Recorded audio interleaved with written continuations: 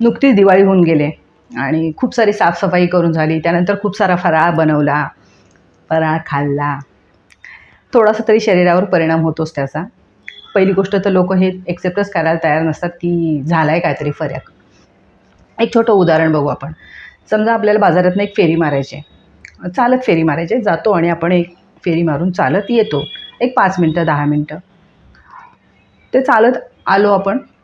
फारसा दम नाही लागत, थोडासा लागला, चाललो आहे, एक्झर्शन झालं. पण तेच तुम्हाला सांगितलं की 2 किलो ओझं घ्या हातामध्ये, काही वजन म्हणजे तांदूळ म्हणा, साखर म्हणा, आणि ते तांदूळ हातामध्ये घेऊन तुम्ही एक फेरी मारून या. ह्या वेळेला थोडंसं आपण दमू, कारण हातात ओझं आहे ना. मग आपण चालत आलो की म्हणणार थोडंसं दमलो मी. मग 2 किलोच्या ऐवजी समजा 5 किलो सांगितलं की 5 किलो घ्या आणि एक फेरी मारून या. तरी पण माणूस मारतो. ठीक आहे, 5 किलो म्हणजे पण एवढं काही वाटत नाही. एक दळण आणायला गेलो आहे समजा, असं समजूया आपण.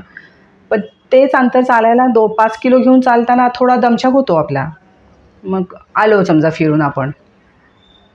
पण आता तुम्हाला सांगितलं की 10 किलो वजन घ्या आणि फिरून या.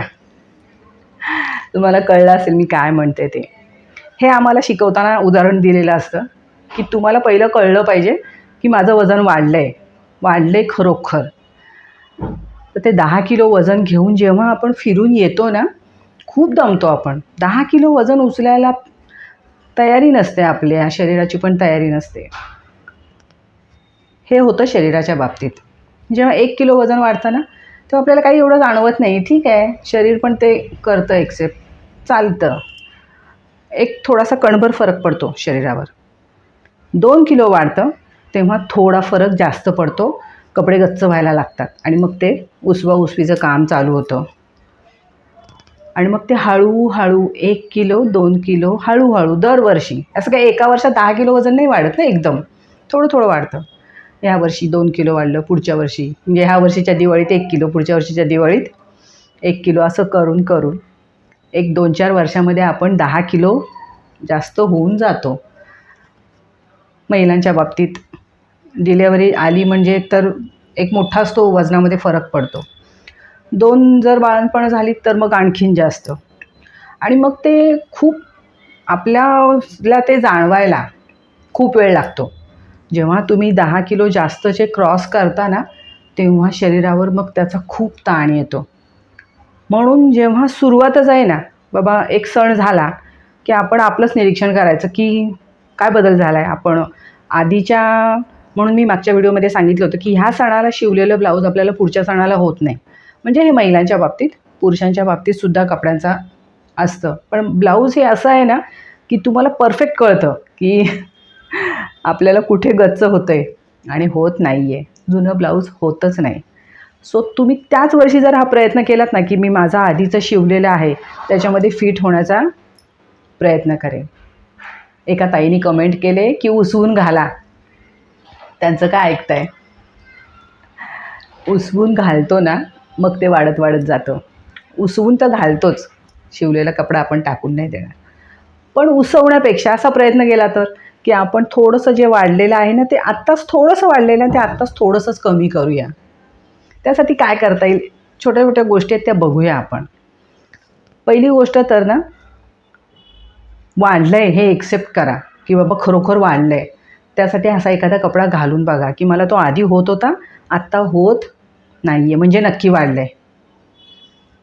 दुसरी गोष्ट, जर वाढलं आहे तर कमी करण्यासाठी काहीतरी प्रयत्न करायला लागेल. मी आज तुम्हाला सांगणार नाही आहे की तुम्ही लगेचच काय बंद कराल, काय सुरू कराल. हळूहळू बघू आपण. पण निदान हे एक्सेप्ट झालं ना की बाबा वाढलं आहे थोडं तरी, मग आपण थोडं तरी कमी केलं पाहिजे. थोडं आपण खातो जास्त आणि व्यायाम कमी करतो, म्हणून ते शरीरात वाढतं. थोडासा व्यायाम जास्त केलात आणि खाणं कमी केलं तर तो फरक ॲडजस्ट होतो. पण आता लगेचच तुम्हाला म्हटलं की व्यायामाला लागा तर तुम्ही घाबराल, म्हणाल ही लगेच व्यायाम करायला लागेल. दिवाळीमध्ये आपण थोडं थोडं जास्त खाल्लं आहे ना. एक पूर्वीपासून आपली म्हण आहे की 2 घास कमी खा. सो 2च घास. मी म्हणत नाही आहे की तुम्ही 2 चपात्या खाताय तर तुम्ही डायरेक्ट कमीच करून टाका, अर्धीच पोळी खा. पण 2 चपात्यांची 1 चपाती होऊ शकते, होऊ शकते. 1 चपाती कमी करा सकाळच्या जेवणातली आणि संध्याकाळच्या जेवणातली. अजून काहींचा फराळ पण शिल्लक असेल, तो पण खाल्ला जात असेल. सो थोडंसं कमी करा. एक चपाती कमी करतो तेव्हा आपण त्या चपातीबरोबरची भाजी कमी होते, आमटी कमी होते, सगळंच कमी होतं. म्हणजे पाऱ्याने तुमचं जेवण थोडंसं कमी होतं. हे 2 घास कमी खाणं हे जर तुम्ही नित्यनेमाने पाळलंत ना, एक सण झाल्याच्या नंतर, गणपती झाले, दिवाळी झाले, त्यानंतर 1-2 महिने जर पाळलंत ना, ते आपोआप तुम्ही कंट्रोलमध्ये येत. आणखीन एक छोटीशी गोष्ट पण महत्त्वाची आहे. जेवणाच्या वेळा ना तुम्ही नक्की करा तुमच्या. एक तर सणामध्ये सगळं डिस्टर्ब झालेलं असतं टाईम टेबल. रोज 12 ते 1 मध्ये सकाळी मला जेवण झालं पाहिजे. त्या दृष्टीने प्लॅनिंग केलं ना तर ते होतं. आधीपासून ठरवलं तर ते होतं. किंवा मला रोज ह्या वेळेला ठराविक वेळेला मी जेवणार आहे. तुमचं नाही 1ला आवरत आहे, 2ला जेवा. पण बाबा रोज ठरवले मला ह्या वेळेला जेवायचं तर मी ह्याच वेळेला जेवणार. बरोबर शरीराची त्या पद्धतीने तयारी होते. रात्रीचं जेवण थोडं लवकर घ्यायचं आहे. मी म्हणत नाही की 7ला जेवा. जेवलं पाहिजे, पण नाही 7ला आवरत आहे तर थोडं 7:30ला, पावणे 8ला, 8ला तरी निदान 8ला तरी जेवलं पाहिजे. त्याच्यापेक्षा जास्त उशिरा जेवलात ना तर त्याचा पण परिणाम होतो. जेवणाची वेळ नक्की केलीत ना खूप फरक पडतो, खूप फरक पडतो. हे जे एक्स्ट्राचं वाढलेलं आहे ना ते कमी करण्यापुरतं तरी पाळा. एकदा तुम्हाला पाळायची सवय झाली ना मग तुम्ही आपोआप ती तुमची सवय होत जाते. 1 महिन्यावर पाळलंत ना आपोआप नंतर पुढे तुम्ही स्वतःहूनच पाळायला लागेल. तुम्ही पाळाल तर तुमच्या घरातले पण पाळतील. आपल्याला सवय असते सारखं अधूनमधून काहीतरी ना तोंडामध्ये टाकायची. मग त्यासाठी ना थोडंसं थर्मास म्हणा, काही म्हणा, गरम पाणी तयारच करून ठेवायचं सकाळचं एकदाच. काय होतं आपल्याला काम करताना, हे करताना अशी सवय असते ना, थोडासा चहा पटकन ठेवायचा आणि तो घेतला जातो. कोणी पाहुणे आले त्यांना चहा दिला मग आपण पण परत त्याबरोबर चहा घेतला जातो. असा जो दिवसभरातनं 7-8 वेळा चहा घेतला जात असेल ना तर तो पाहुणे आले त्यांना चहा करून द्यायचा, पण आपण चहा न पिता ते गरम पाणी चहासारखं प्यायची सवय करा. ह्यानीसुद्धा खूप फरक पडतो, खूप फरक पडतो. गरम पाणी हे औषध नाही आहे, पण तो चहा टाळण्यासाठी तुम्ही गरम पाण्याचा वापर करा. तुम्हाला नक्की फरक पडेल. कोण 7-8 वेळा चहा पितं? नक्की कमेंट करून कळवा. बाबा मी पिते, पण आता ह्याच्यापुढे पिणार नाही. नक्की कमेंट करा म्हणजे सगळ्यांना कळेल की खरोखर ह्या सांगतायत ते बरोबर आहे म्हणून. आणखीन एक छोटीशी गोष्ट तुम्ही करू शकता. आपल्याला असं वाटतं ना की मी खात नाही जास्त. बरेच लोक असं बोलतात, मी काय फार खात नाही हो, मी थोडंसंच खाते, मी दिवाळीचा फराळ पण काही फार नाही खाल्ला तरी पण माझं वजन वाढतं. असं दिवसभरामध्ये काय काय खाल्लं संध्याकाळ झाली ना की ते लिहून काढायचं. हा खूप खात्रीशीर उपाय आहे.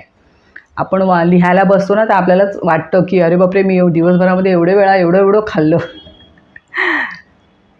म्हणजे अगदी तोंडामध्ये टाकलेले 1 शंकरपाळी पण त्यात लिहायचे की मी एवढे वाजता एवढे खाल्लं, एवढे वाजता एवढं खाल्लं, 2 शंकरपाळ्या खाल्ल्या, 1 करंजी खाल्ली, काय खाल्लं, चहा प्यायला, चहाबरोबर किती चकल्या खाल्ल्या, सगळं सगळं सगळं लिहायचं आहे. रोज संध्याकाळी ते लिहिलंत ना तुम्हाला 1-2 दिवसामध्ये वाटायला लागतं स्वतःलाच. आपल्याला ते वाचलं की आपल्याला वाटतं असं की आपण जास्त खातो आहे.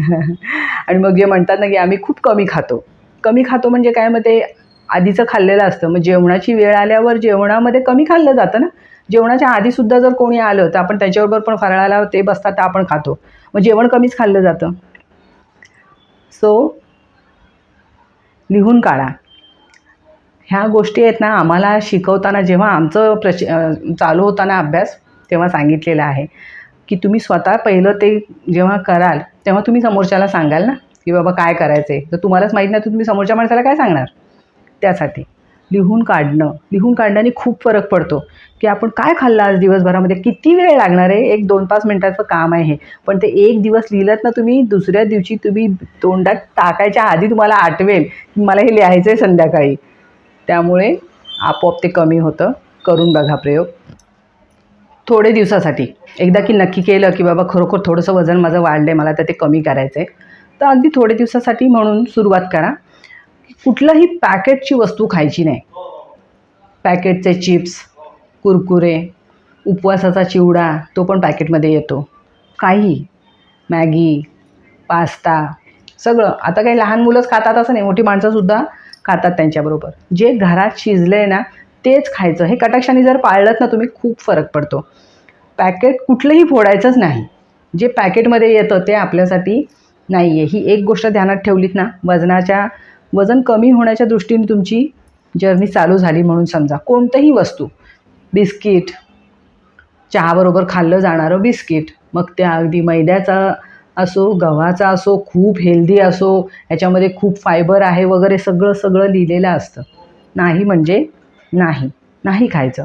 तुम्हाला अगदीच खायचं आहे मखाणे खा वगैरे सगळं.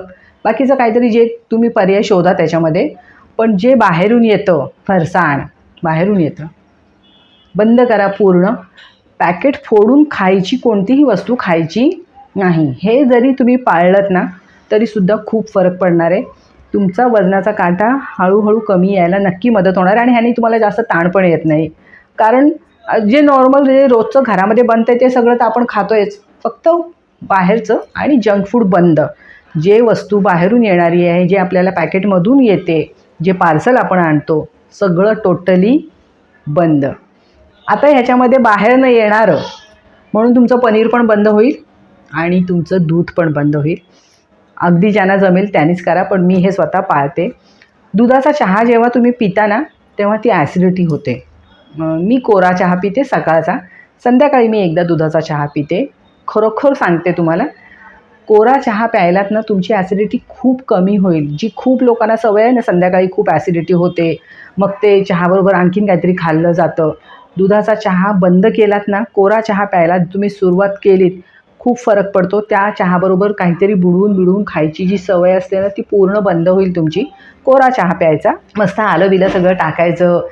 पुदिन्याची पानं टाकू शकता, तुळशीची पानं टाकू शकता, गवती चहा, आलं किंवा थोडं लवंग, बाकी सगळं तुम्हाला तर महिलांना काय सांगायची गरज नाही आहे. मी खूप छान चहा बनवते, नक्की त्याच्यावर कधीतरी पुढे व्हिडिओ बनवेन.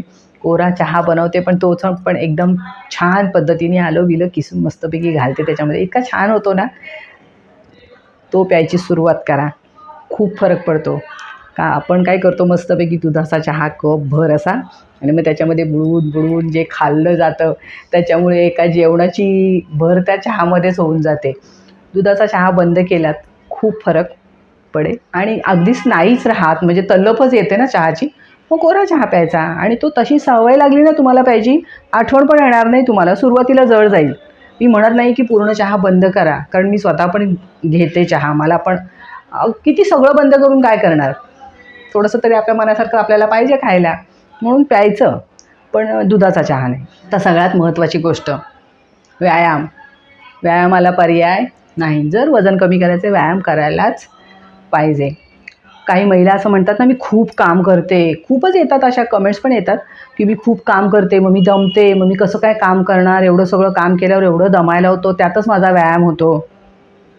नाही, जेव्हा तुम्ही प्रॉपर व्यायाम करता ना, इतकं दमायला होतं आणि इतका घाम येतो ना शरीरातनं, तो घाम येतो त्याचा जो काही एक आनंद आहे ना आणि जो अनुभव म्हणजे असं सांगता येणार नाही. की खूप थकतो आपण जेव्हा पूर्ण व्यायाम करून, घामाने पूर्ण शरीर भिजून जातं. तुमच्या हृदयाची धडधड तुम्हाला समजते, जाणवते. म्हणजे आपलं इतकं ते हार्टबीट आपल्या वाढतात की आपल्याला त्या जाणवतात.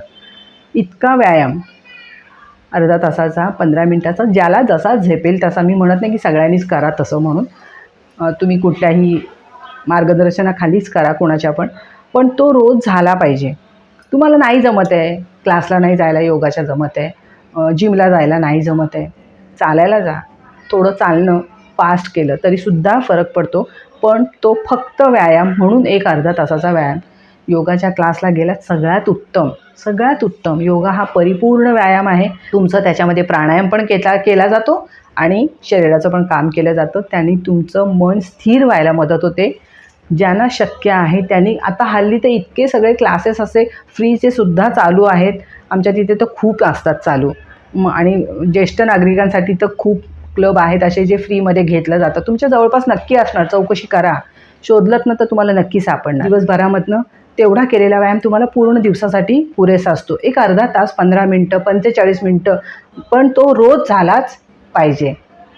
व्यायामाला पर्यायच नाही. जर वजन कमी करायचं, तुमचा व्यायाम हा झालाच पाहिजे. त्याशिवाय तुम्ही उत्साही कसे राहणार. व्यायाम झाल्यानंतर शरीराची पूर्ण जी एनर्जी वापरली जाते ना, त्यातनं तुम्ही फ्रेश होता, माइंड फ्रेश राहतं आणि मग जी आलेली एक मरगळ असते ना ती सगळी निघून जाते.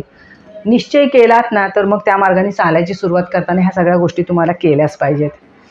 आता शेवटाकडे वळूया. महत्त्व पटलं, करायला सुरुवात केली, जेव्हा तुमचं वजन थोडं जरी कमी व्हायला लागेल ना, त्याचा बेनिफिट मिळायला लागला की माणूस मग आणखी उत्साहाने काम करायला लागतो. ज्यांना खूप गुडघेदुखी आहे, दुसरा काही त्रास आहे, शुगर आहे, अशा लोकांनी ना फक्त 4 ते 5 किलो वजन जर त्यांचं कमी केलं ना, खूप फरक जाणवायला लागतो. गुडघेदुखी तर तुमची आपोआपच कमी येते त्याच्यामध्ये. ज्यांची खूप शुगर आहे, 2 वेळा गोळी घेत आहेत, हे घेत आहेत, अशा लोकांचं थोडं वजन कमी झालं ना, बघा तुम्ही तुमच्या रिपोर्ट्समध्ये तुम्हाला स्वतःला ते दिसायला लागतं. कारण तुम्ही शरीरावर जो काही ताण आलेला असतो अतिरिक्त तो कमी करता शरीर जास्त क्षमतेने तुमचं काम करायला लागतं. शरीरावर जेव्हा तुम्ही 10-10 किलो 15-15 किलोची ओझी वाढवून ठेवता, शरीरातले अवयव तेवढेच राहतात ना. हृदय माणसाला देवाने दिलेलं आहे ते त्याच आकारामध्ये दिलेलं आहे. त्या हृदयाचा आकार वाढत नाही नंतर, किंवा यकृताचा आकार जो दिलेला आहे तो तेवढाच राहतो. तो काय त्याच्यामध्ये वाढ होत जात नाही ना. तुमचं शरीर वाढत जातं पण हृदय आहे तेवढंच राहतं. पोट वाढत जातं कारण तुम्ही खाता जास्त, ते ठेवायसाठी पोटाला जागा मिळते, त्याचे स्नायू तेवढे ॲक्टिव्ह असतात, ते वाढतात. पण बाकीचं काही वाढत नाही. हृदय आहे तेवढंच राहतं. मग त्यातनं तेवढंच रक्त येत असतं आणि ते रक्त त्याला जास्त कार्यक्षमतेने काम करायला लागतं त्या वाढलेल्या शरीराला प्रत्येक ठिकाणी पोचवण्यासाठी, त्या चरबीतनं मार्ग काढत जाण्यासाठी. सो जेव्हा तुम्ही 4 ते 5 किलो वजन कमी करताना शरीराला पण बरं वाटतं. आई गं, जसं आपण ते ओझं आल्यावर जर ठेवलं बाजूला तर आपण कसे म्हणू, बरं झालं. ते शरीर पण तर आहे आतमध्ये, ते पण तर दमतं विचारं. त्याच्यावरचं ओझं जेव्हा तुम्ही बाहेर काढता ना, तेव्हा त्याला पण बरं वाटेल की बाबा जरा बरं झालं, मी हलका झालो आहे, थोडं चालायला बरं वाटतंय आता. ही एक छान गोष्ट सांगते, ज्यातून तुम्हाला आणखी तुमचा उत्साह वाढेल.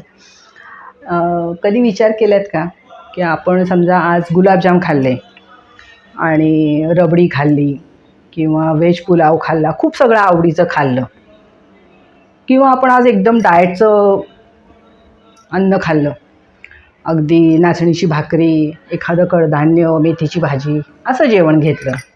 म्हणजे दोन्ही पद्धतीचं जेवण, एकदम साधं सात्विक आहार आणि डाळ भात भाजी, किंवा खूप असं स्पायसी भजी, कांदा भजी, तळलेले वडे, गुलाबजाम, खीर बीर, सगळं असं खूप गोड तिखट तेलकट सगळं आहे त्याच्यामध्ये. दोन्ही गोष्टी आपण खातो, दोन्ही गोष्टी पचतात.